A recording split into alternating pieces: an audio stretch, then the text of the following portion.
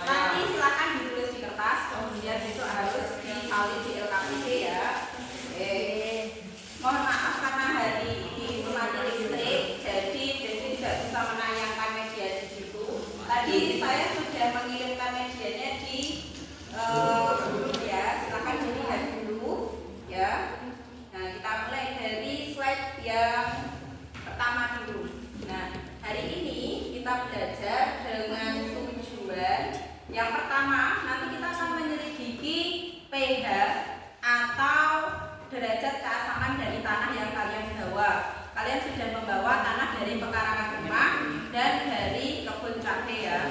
Kemudian tujuan yang kedua, nanti kita akan menyelidiki sifat kimia tanah yang lain.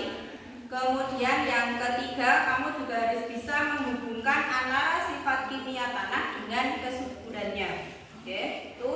Kemudian tetap merah, kemudian yang biru menjadi merah, berarti tanah yang kamu miliki itu sifatnya asam. Terus kalau misalnya yang merah jadi biru, yang biru tetap biru, berarti tanahnya bersifat basah. Kalau kedua-duanya tetap, yang merah tetap merah, yang biru tetap biru, itu artinya tanah kalian netral. Itu ya, ini sekilas yang ada di kelas 7, kamu ingat-ingat. Terus sebelum itu berarti tanya dulu siapa yang bapaknya di sini. Digulir dulu Mbak, coba lihat soalnya.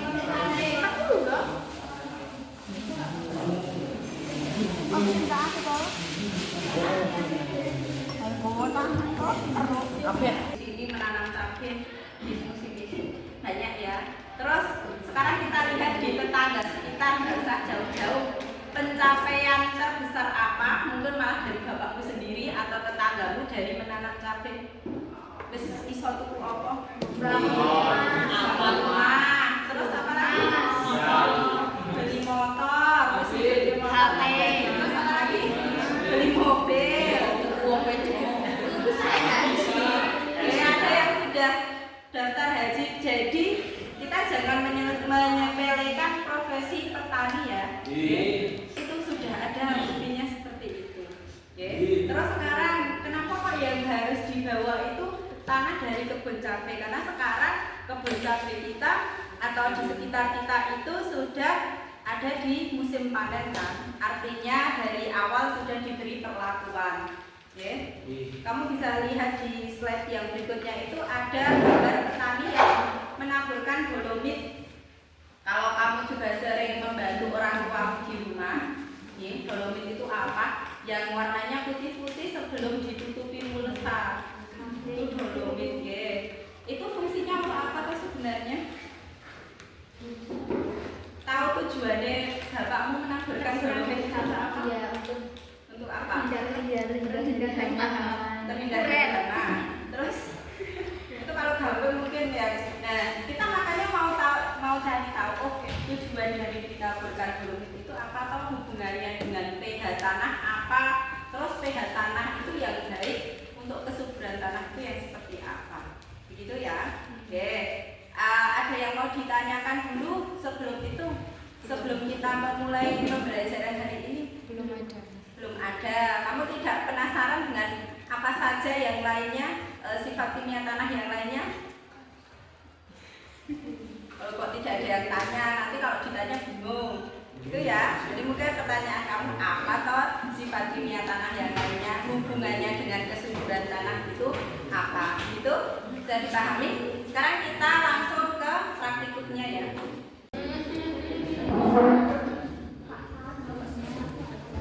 Ya sini dulu kok, ini temannya masih ini kok. Ya kerjasamanya dalam kelompok ya.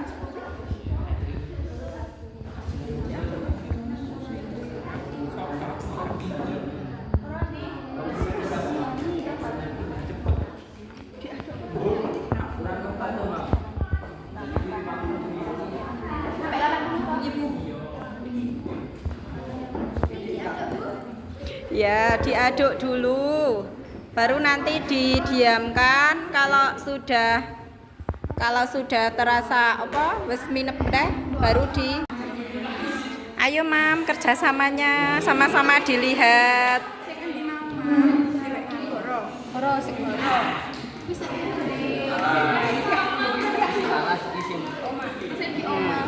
alas masing-masing. Dicelupkan jangan sampai ke tanahnya. Loro yo ento.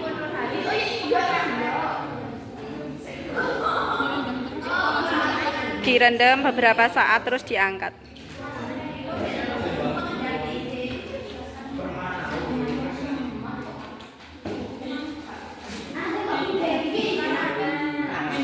Boleh diangkat, dilihat.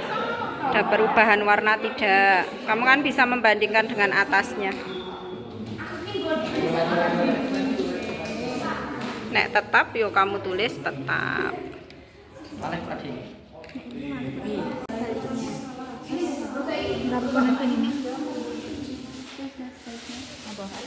Semakin rendah titik koma sebenarnya sebaiknya semakin rendah ketika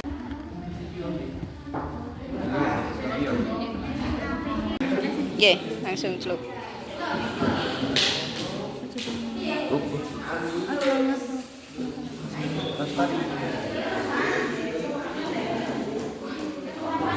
Langsung dilihat ada perubahan warnanya tidak, dicatat di data hasil pengamatan. Malah ora ya ora. Tetap ya berarti di lakmus merah ditulis tetap.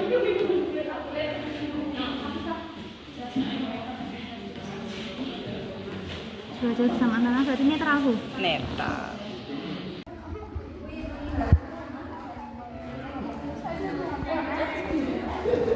Ayo yang laki-laki kerjasamanya bantu nek gak diskusi ya diskusi. Itu diskusi apa? Diskusi loh Rene sama teman-temannya.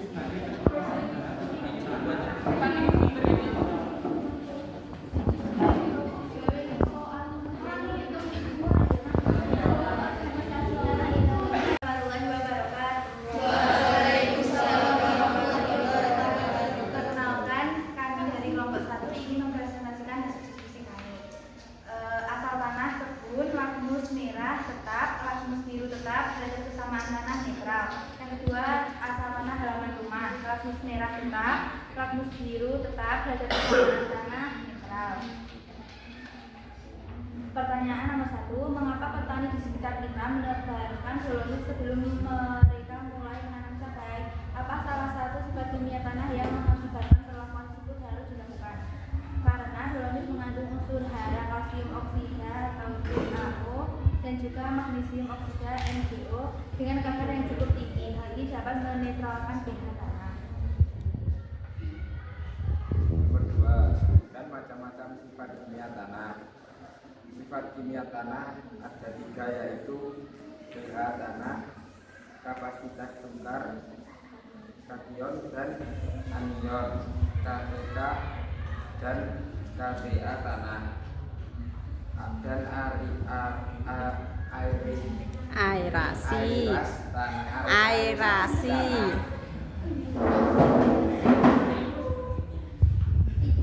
Mengenai kapasitas tukar anion dan kation tanah. Bagaimana hubungan KTK dengan kesuburan tanah? KTK adalah kemampuan bahan bermuatan positif di dalam tanah untuk mengikat ion negatif. KTK adalah kemampuan bahan negatif untuk mengikat ion positif. Hubungan KTK dengan kesuburan tanah adalah semakin tinggi KTK, maka status kesuburan tanah semakin tinggi, dan sebaliknya semakin rendah KTK, maka status kesuburan tanah juga makin rendah. Nomor 4, jelaskan mengenai areasi tanah. Bagaimana hubungan areasi tanah dengan kesuburan tanah? Areasi tanah merupakan besarnya kandungan oksigen dalam tanah. Hubungan areasi tanah dengan kesuburan tanah adalah tanah yang beraerasi baik mengandung oksigen 80% hingga 20% dan bagus untuk pertumbuhan tanaman. Dari pertanyaan tersebut dapat disimpulkan bahwa pH tanah dari halaman rumah dan kebun netral. Sifat kimia tanah ada 3, pH tanah, KTK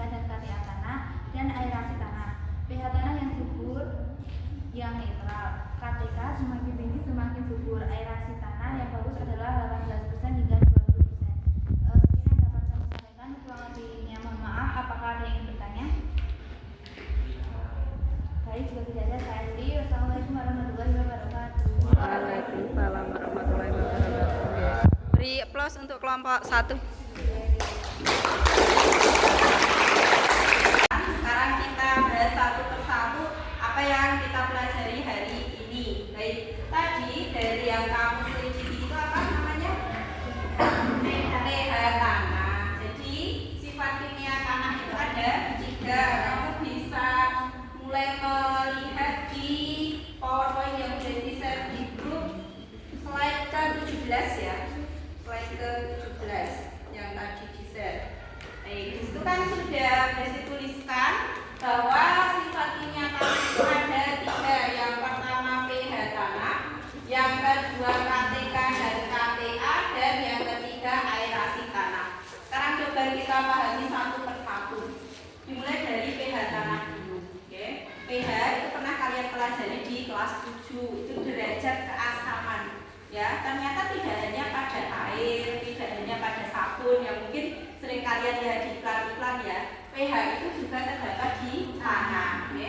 pH itu berkisar antara 1 sampai 14.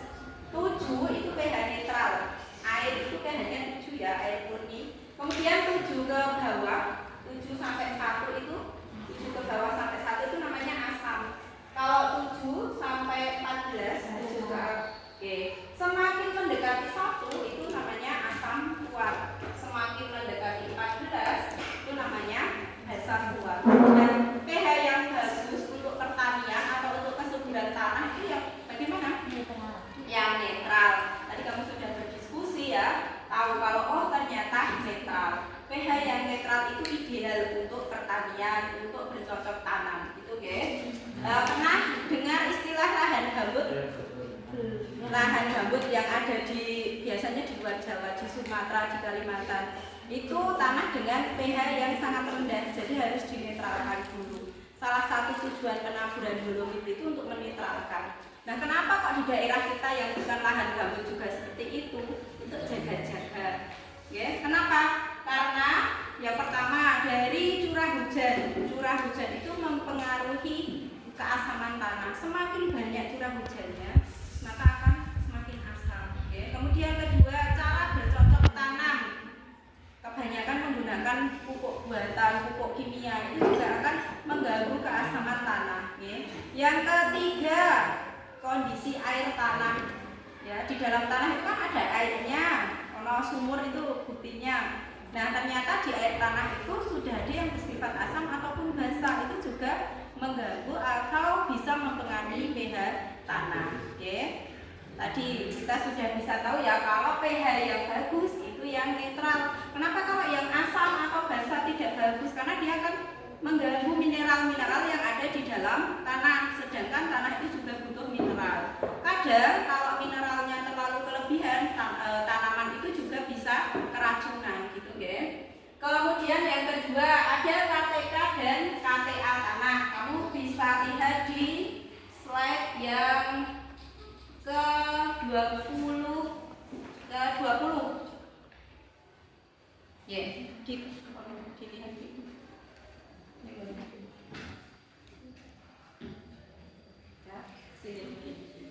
di slide yang ke-20, KTA dan KTK itu apa toh? Kapasitas tukar kation dan anion. Kation itu ion positif, anion ion negatif. Apa toh itu? Itu hubungannya dengan mineral yang ada di tanah. Oke. Ini bisa diukur di lab profesional. Oke. Nah, makanya kamu kalau misalnya mau menjadi petani yang modern, ya kamu harus menjalani ilmunya. Oh, ternyata ilmu pertanian itu tidak sesederhana itu.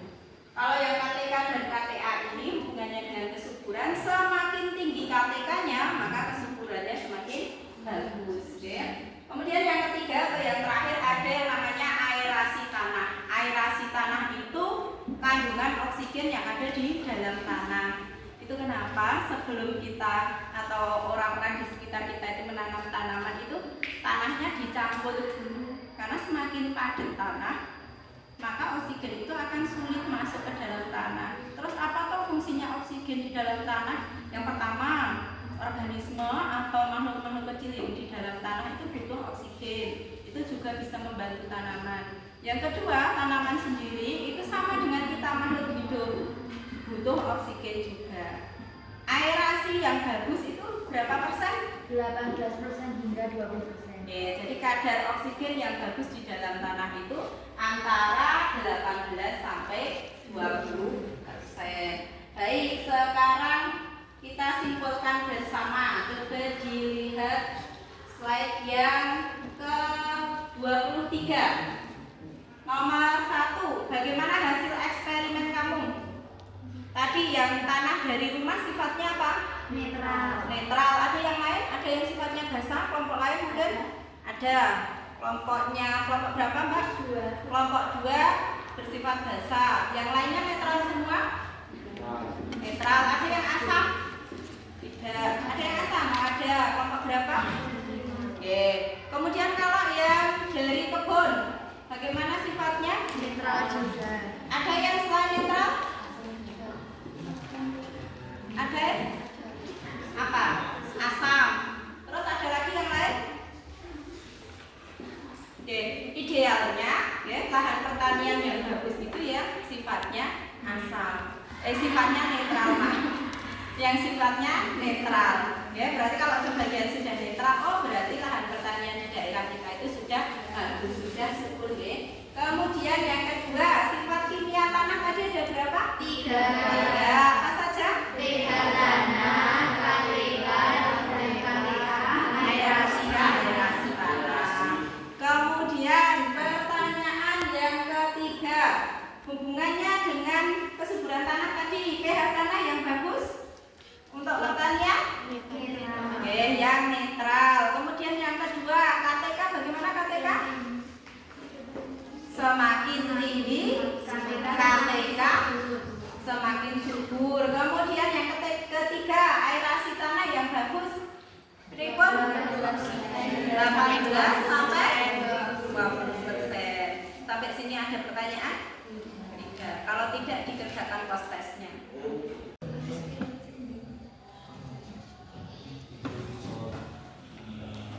Yuk, dikerjakan sendiri-sendiri. Nanti kamu bisa buka orang. Udah bisa buka post testnya? Punyamu sudah bisa dibuka? Yeah. Ini kita, Bu. Nggih, dikerjakan ya. Oke, biar kamu tahu. Baik. Sekarang kita refleksi bersama apa yang sudah kita pelajari hari ini. Apa yang sudah kita pelajari hari ini? Sifat kimia tanah. Ada apa saja tadi? pH tanah, KTK dan KTH, aerasi tanah. Oke, kedua, bagaimana perasaan kalian setelah mempelajari materi ini? Senang karena dapat mengetahui ilmu baru. Senang. Apa? Senang karena apa? Andika dan Mustaqim? Senang karena apa? Jadi jangan cuma karena senang. Menarik tidak materi tentang ini? Menarik, okay. Kemudian apa yang baru saja kamu ketahui atau baru saja kamu tahu sebelumnya kamu belum tahu gitu, apa dari materi ini? Fungsi dolomit. Padahal orang tua kalian petani ya, fungsi dolomit. Terus apa lagi? pH tanah. Belum tahu tentang pH tanah. Terus apa lagi? Aerasi tanah yang subur. Ternyata ada banyak macam ya yang mempengaruhi kesuburan tanah. Mungkin selama ini yang kalian tahu hanya pupuk, cacing gitu ya. Kemudian yang terakhir, bagaimana harapanmu ke depannya tentang tanah di Indonesia yang begitu luas, tentang pertanian yang ada di Indonesia, bagaimana harapan kamu? Semakin subur agar hasil taninya semakin melimpah dan Indonesia menjadi Indonesia yang emas, maju, kaya raya. Ya, dimulai dari petaninya ya. Petaninya berarti SDM pertaniannya juga harus ditingkatkan. Kalau di antara kalian ada yang bercita-cita untuk melanjutkan ke SMK pertanian, ya sangat bagus. Nanti banyak yang bisa dipelajari di sana. Oke. Tugas untuk pertemuan berikutnya silakan kalian pelajari tentang sifat fisika tanah. Begitu, oke? Sudah mulai.